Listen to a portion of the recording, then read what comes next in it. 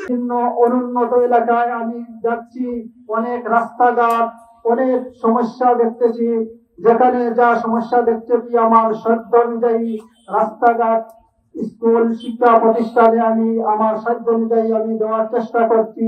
আমি কখনো কাউকে মিথ্যা প্রতিশ্রুতি দেই না যে আমি পাস করলে এটা করে দিব, এটা করে দিব। আমি আমার সাধ্য অনুযায়ী আমি সাথে সাথে সেটা করার চেষ্টা করছি।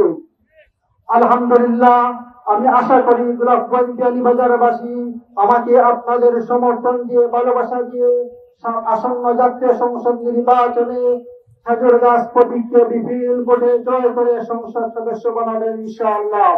করতে চাই, বান্ডেল থাকলে প্রতি সেনমানিতে টাকা বাঁচবে।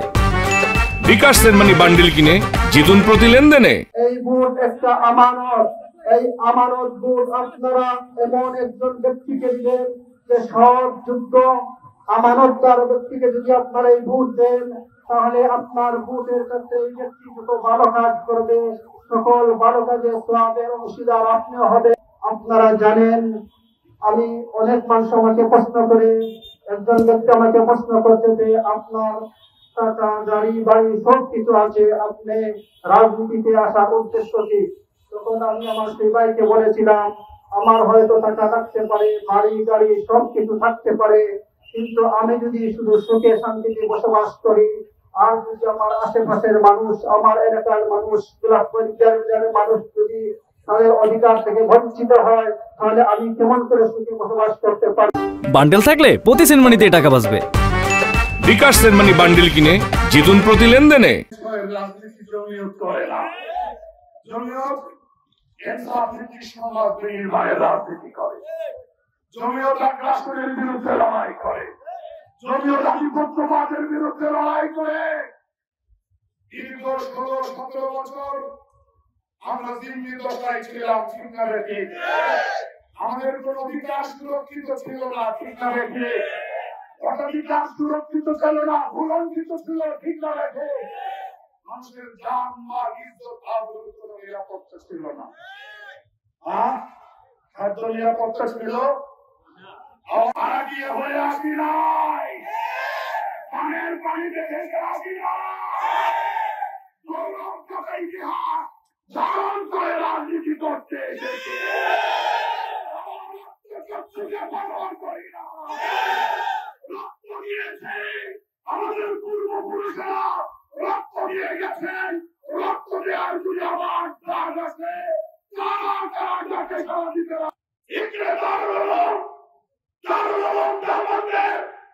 চিন্তা দর্শনের এই ঘাটিতে এসে যদি কেউ উলট পালট মন্তব্য করে, আমাদের আগামীদের ব্যাপারে ব্যঙ্গ কটূক্তি করে, এই কটূক্তিতে আমাদের কোনো যায় আসে না।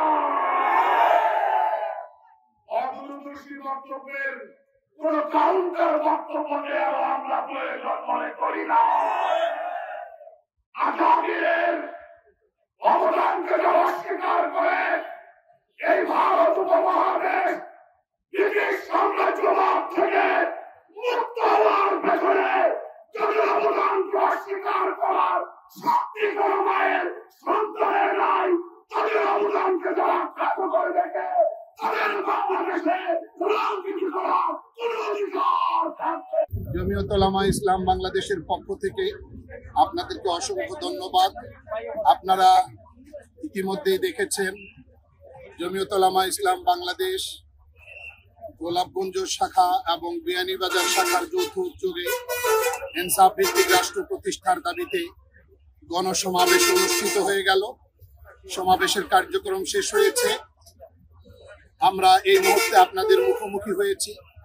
আমার ডান পাশে দলের সম্মানিত প্রধান উপদেষ্টা, মানুষ গড়ার কারিগর হযরতুল আল্লাম শাইখ জিয়াউদ্দিন দামাত বারাকাতুহুম উপবিষ্ট আছেন। আমার বাম পাশে কেন্দ্রীয় সিনিয়র যুগ্ম মহাসচিব মাওলানা বাহাউদ্দিন জাকারিয়া সাহেব উপবিষ্ট আছেন। আমি দলের মহাসচিব মঞ্জুরুল ইসলাম আফেন্দি কথা বলছি। আপনারা অবগত আছেন আমরা সিলেট 6 অর্থাৎ বিয়ানীবাজার গোলাপগঞ্জ আসনে আমরা একজন তরুণ আলেম দ্বীনকে হাফিজ মাওলানা ফখরুল ইসলামকে দলের পক্ষ থেকে আমরা মনোনয়ন দিয়েছি। তিনি আগামী ত্রয়োদশ জাতীয় সংসদ নির্বাচনে খেজুর গাছ প্রতীকে লড়বেন। আমরা মনে করি এটি একটি পারফেক্ট এবং যথোপযুক্ত মনোনয়ন হয়েছে।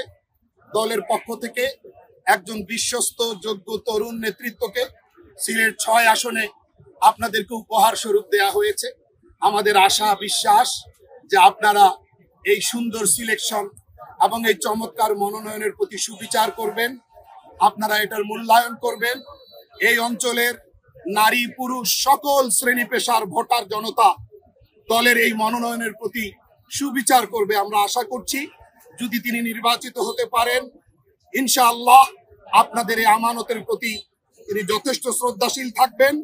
তার সাধ্যের সবটুকু নিংড়ে দিয়ে তিনি মানব সেবাকে মানুষের দোরগোড়ায় পৌঁছে দেওয়া এটা নিশ্চিত করতে সক্ষম হবেন।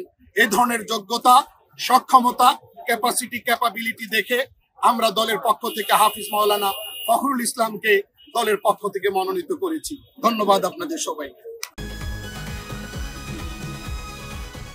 ভাই বয়সটা কত ভাই? এই বয়সে কি আপনি জাউরামি করেন নাই? ফার্স্ট টাইম করতে গিয়ে কট খেয়ে গেলাম গো ভাই। জাউরামি করার সময় মনে থাকে না তোমার যে জাউরামি করতে যেতেছি নাকি কট খেতে যেতেছি? হাই ভাই, আপনি কি একটা কথা বলছেন ভাই? আমার জীবনের একটা বিশাল লার্নিং ভাই, এটা উপদেশ হিসেবে নিলাম ভাই। তাই চাইলাতে নামতে জায়গা তাহলে শোনো ভাইয়া, তোমার একটা কথা কই, সব কার্ডই তোমার এনজয়ের জায়গা লয়ে যাবো না, কিছু কিছু কার্ড এমন মাইন্ডটা চিপা লয়ে যাবো। আরে আরে টের পাইতে দিব ভাই, কি হইলো আমার লোকে? এই কি পাইলাম আমাকে দুইটা মোবাইল, আর মোবাইলে কত টাকা? ৬,০০০। এদিকে পুষবো রামগো?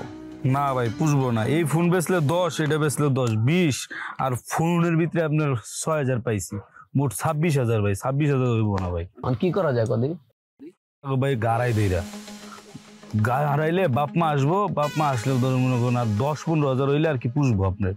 একটা ভালো আইডিয়া দিছিস রে। কি রে, কি কর? ওই ভালো আইডিয়া না ভাই, বাইতে বন্ধন যাবো না কোনো ভাবে ভাই, বাইতে বনি দাম যেত না ভাই। ফোন দিলে মাইরেই লেবো, এনো মাইরে লাইছেন বলতাছি না কি করব? শোন, তোরা বসছিস কি বিপদে, এমন বিপদে তোর বাপ মা ছাড়া আর কেউ এই দুনিয়াতে তোর সাহায্য করবো না, বুঝিস তাই? না ভাই, আপনি আছেন বুঝার ভাই। ভাই আপনি বাইতে ফোন দিলে আপনার আমার মাইরে নেবেন, এই কষ্ট আপনার করা লাগতো না। বাপ মাই আমার মাইরে নেবো ভাই।